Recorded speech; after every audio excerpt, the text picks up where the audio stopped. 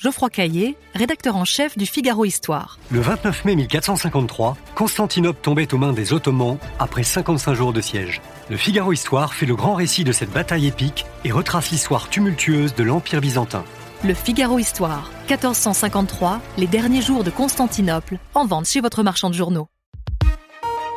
L'éditorial du Figaro. Jusqu'au dernier souffle par Étienne de Montetti. Le pape François s'est éteint le matin du lundi de Pâques comme s'il avait voulu mener l'Église jusqu'à la résurrection avant de rendre l'âme. Son apparition la veille avait frappé les observateurs. Le souverain pontife était visiblement au bout de ses forces. C'est peu dire que l'élection de Jorge Mario Bergoglio, survenue le 13 mars 2013, avait surpris. Qu'on y songe, un pape non européen, le premier depuis le 8e siècle, adepte du style informel, il négligea durablement les appartements pontificaux, leur préférant la modeste maison Sainte-Marthe. Et surtout, l'élu se trouvait dans une situation inédite, la coexistence avec son prédécesseur d'illustre mémoire, Benoît XVI, si différent de lui, qui venait de renoncer à sa charge. En choisissant son prénom de pape, François se plaça d'emblée sous le patronage du Saint d'Assise, apôtre de la création et de la paix, à qui avait été confiée une mission « Répare mon Église ». Ce fut l'idée maîtresse de ce pontificat. Celui-ci fut long et riche d'initiatives, de textes, de déclarations.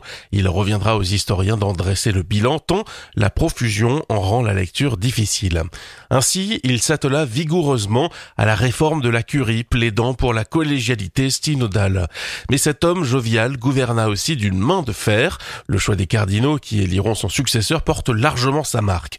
De magnifiques encycliques ou des exhortations inspirées ont été brouillées par des propos prononcés dans un avion ou dans des interviews, laissant l'impression, outre que sa communication était mal maîtrisée, qu'il donnait des directives ambiguës sur des sujets inflammables, divorce, homosexualité ou ordination d'hommes mariés.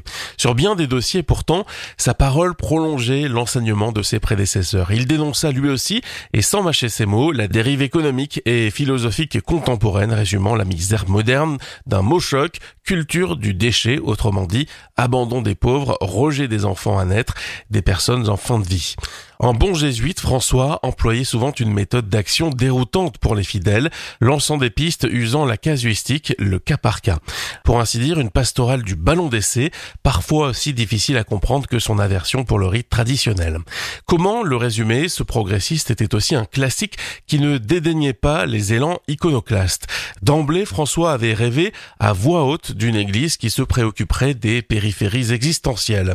À une humanité blessée, il voulait qu'elle apporte pleinement la consolation et l'espérance. Cela commença par une visite spectaculaire sur l'île de Lampedusa, suivie d'innombrables appels en faveur des migrants errant en mer, nos prochains. Duc in altum, le disciple suivait le maître. Ses voyages aussi montrèrent une singularité apostolique au programme Mongolie, Kazakhstan, Irak, mais l'Allemagne ou son Argentine natale furent délaissés. Et les Français s'en souviennent. À Notre-Dame de Paris, il préféra Notre-Dame de la Garde, Marseille et Ajaccio. Ce latino devenu romain observait de près la Méditerranée. Il la voyait comme un creuset de bien des enjeux civilisationnels contemporains.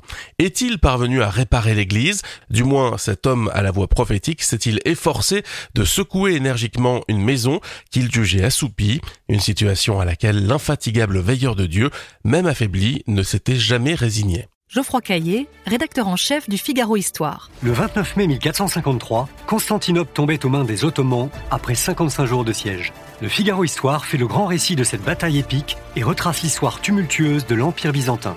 Le Figaro Histoire, 1453, les derniers jours de Constantinople, en vente chez votre marchand de journaux.